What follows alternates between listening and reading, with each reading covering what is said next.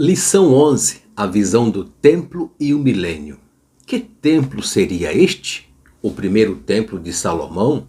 O segundo templo de Zorobabel? O terceiro templo dos rabinos e sacerdotes a ser construído no período da grande tribulação? Ou é propriamente dito no capítulo 43, o quarto templo do profeta Ezequiel, um templo que será construído no governo divino durante os 1000 anos com Cristo? Vamos a esta reflexão? Seja bem-vindo.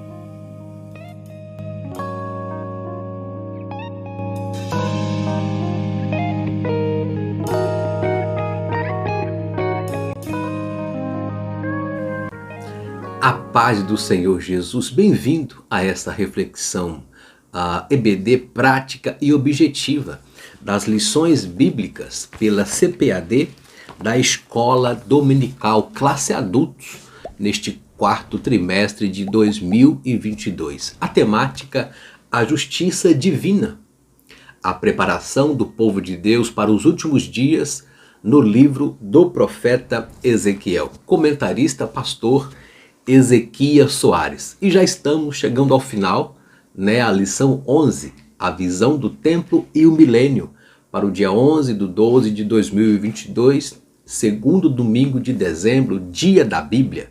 Gratidão a Deus pela sua poderosa, ilibada, inerrante e infalível palavra de Deus revelada a nós. Aleluia. O texto áureo nos diz: e clamavam uns para os outros, dizendo: Santo, Santo, Santo é o Senhor dos exércitos, e toda a terra está cheia da sua glória. Verdade prática nos diz: o ultraje, ou seja, a ofensa, a afronta à santidade divina, traz destruição espiritual. A santidade de Deus é a expressão máxima da sua glória. A leitura bíblica em classe que fundamenta esta lição está no capítulo 43 de Ezequiel, que nos diz, a partir do verso 3, pela NVT, que diz: a visão era como as outras que eu havia tido. Primeiro junto ao rio Quebar, depois quando ele veio destruir Jerusalém, prostei-me com o rosto no chão. Verso 4, e a glória do Senhor encheu o templo pelo caminho da porta, cuja face está ao lado do oriente. Então me pôs de pé, levou ao pátio interno, e a glória do Senhor encheu o templo. Ouvi alguém falar comigo de dentro do templo, enquanto o homem que havia tomado as medidas estava ao meu lado. Verso 7, o Senhor me disse: filho do homem, este é o lugar do meu trono e o lugar onde descanso meus pés. Habitarei aqui para sempre no meio do povo de Israel. Eles e seus reis nunca mais profanarão meu santo nome ao cometer adultério, adorando a outros deuses, ou ao honrar relíquias dos seus reis que morreram. No verso 8 nos diz: puseram os altares dos seus ídolos ao lado do meu altar, com apenas uma parede entre mim e eles. Profanaram o meu santo nome com esse pecado abominável. Por isso os consumi na minha ira. Agora, no verso 9, ele diz: agora que me deixem de adorar outros deuses e honra as relíquias dos seus reis, e eu habitarei no meio deles para sempre. Ezequiel 43, 3-9. Introduzindo esta reflexão EBD, a visão do templo e o milênio, a doutrina das últimas coisas, também conhecida pela Bíblia Sagrada como escatologia, destaca um tempo em que Deus restaurará a casa de Israel, a sua condição espiritual. Nesse processo, na nossa visão pentecostal e apontada nesta lição pelo comentarista pastor Ezequias Soares, versamos pelo contexto, interpretação e aplicação milenista. No entanto, o profeta Ezequiel se depara com uma nova visão que mostra a glória de Deus retornando ao templo em Jerusalém, ou seja, no quarto templo construído no milênio.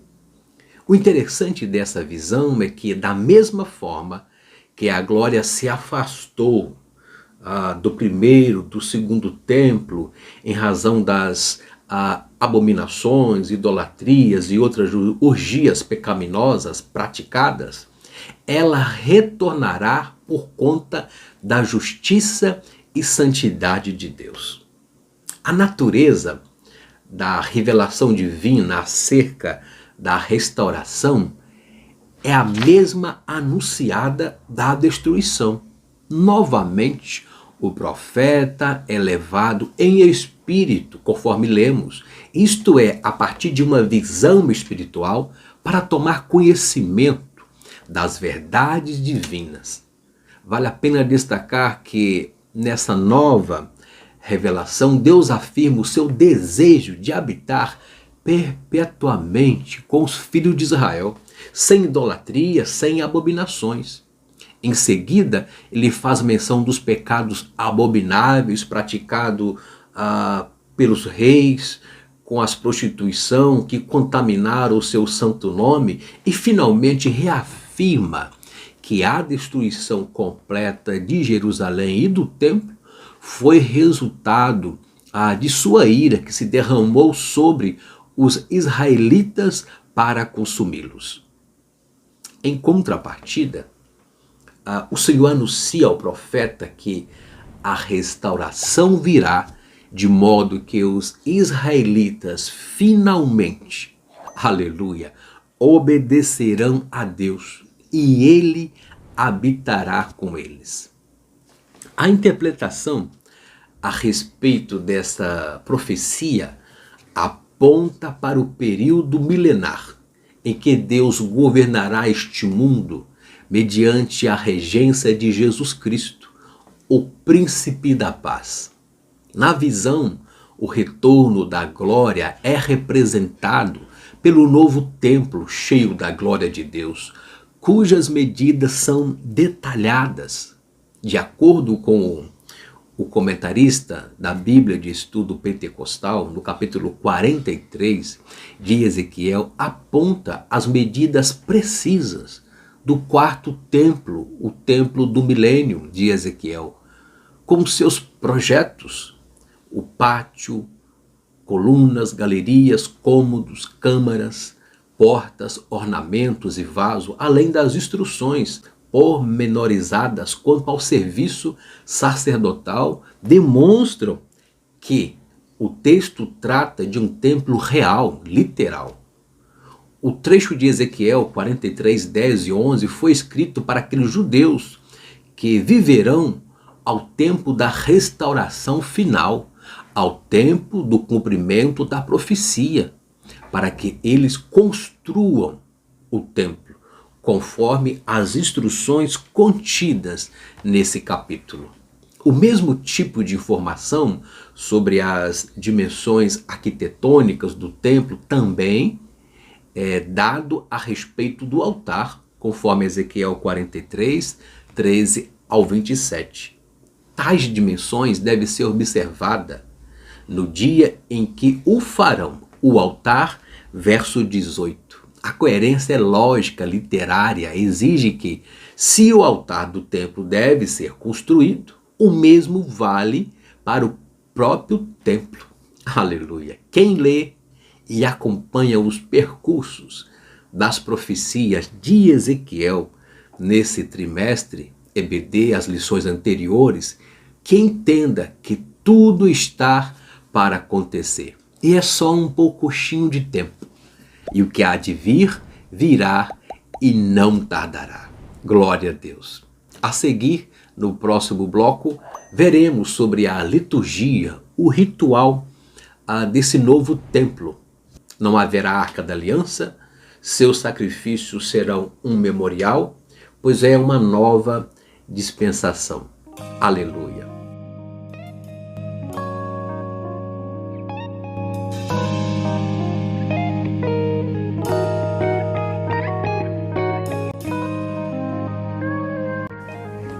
Em continuação, o templo do milênio.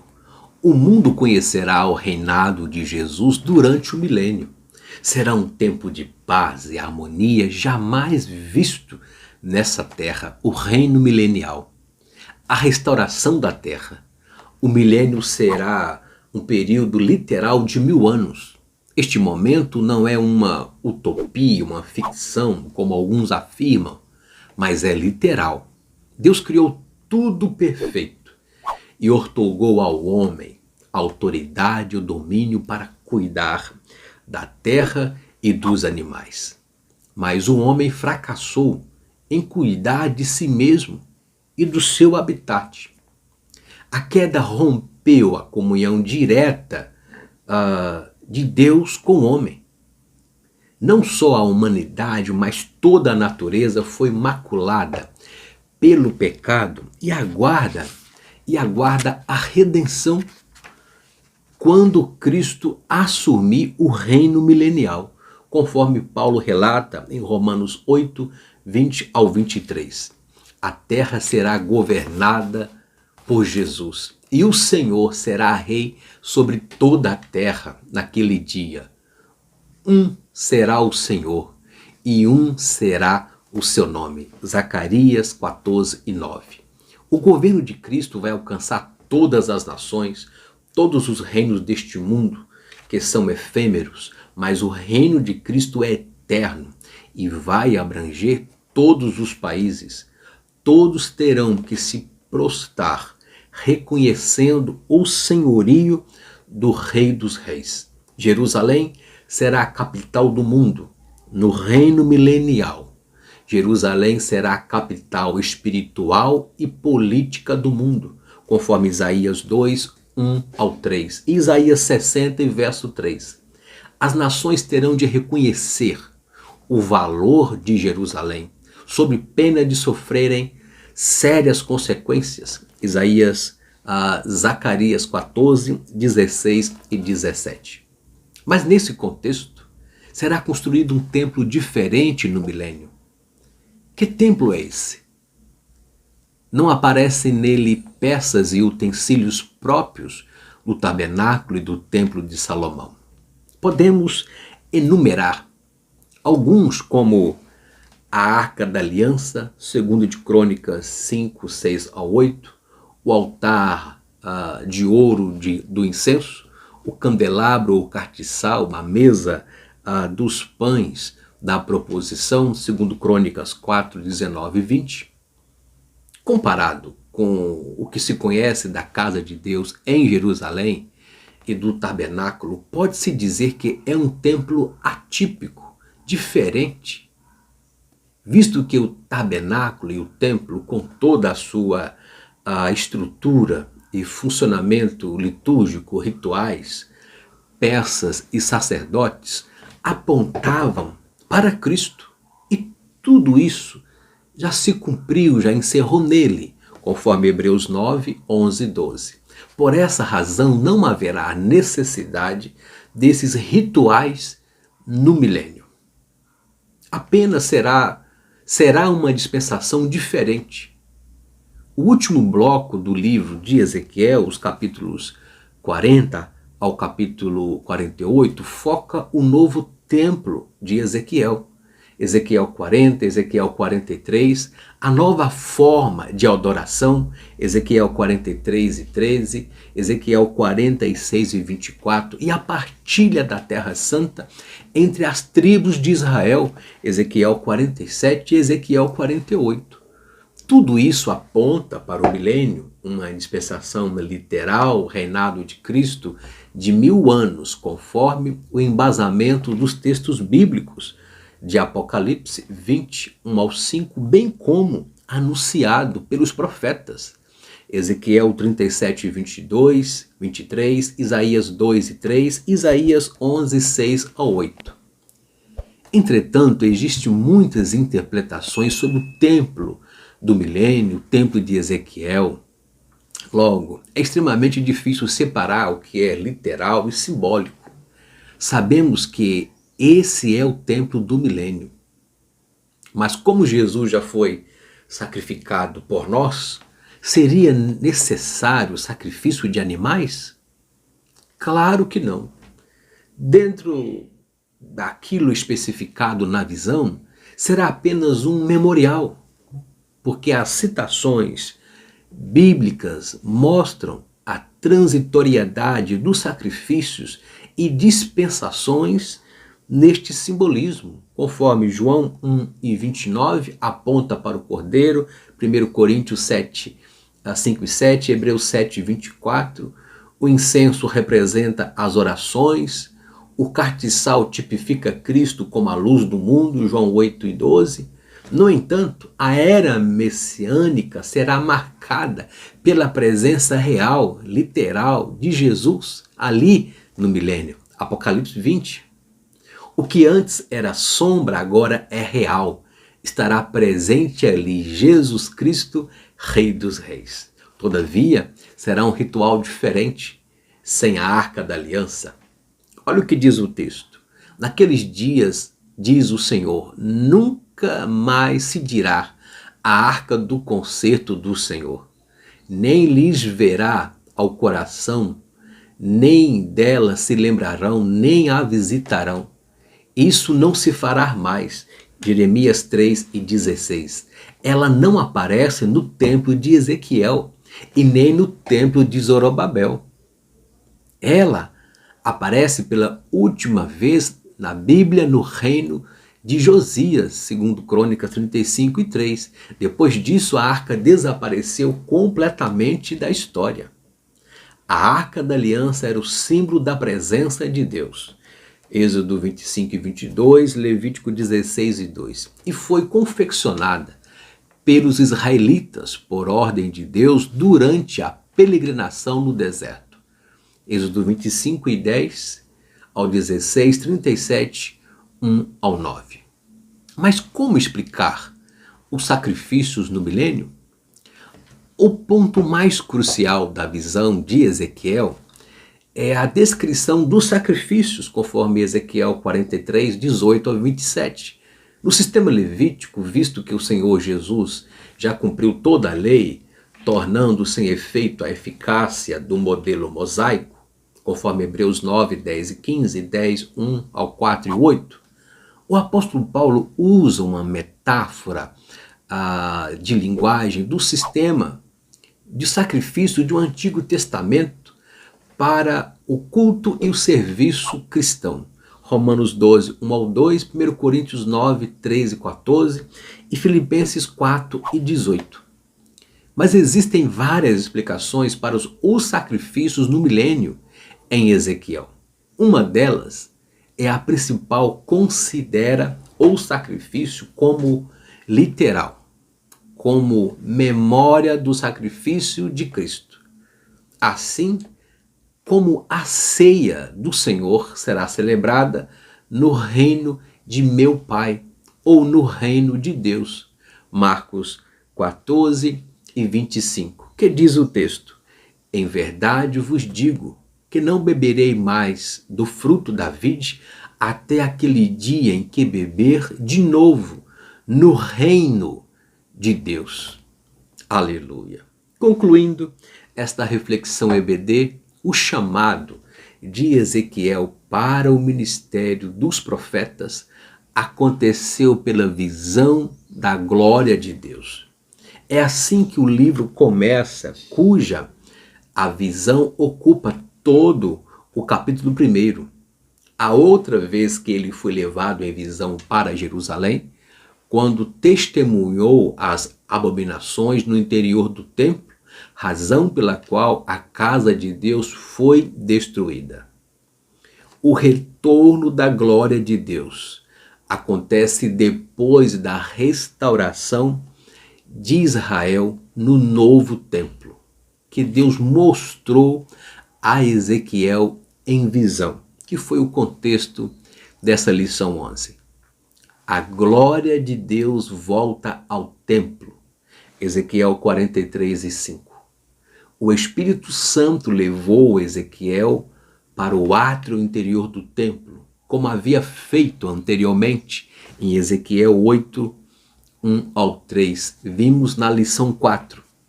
Mas nessa ocasião, a situação do templo e dos seus adoradores era de completa apostasia com as práticas abomináveis.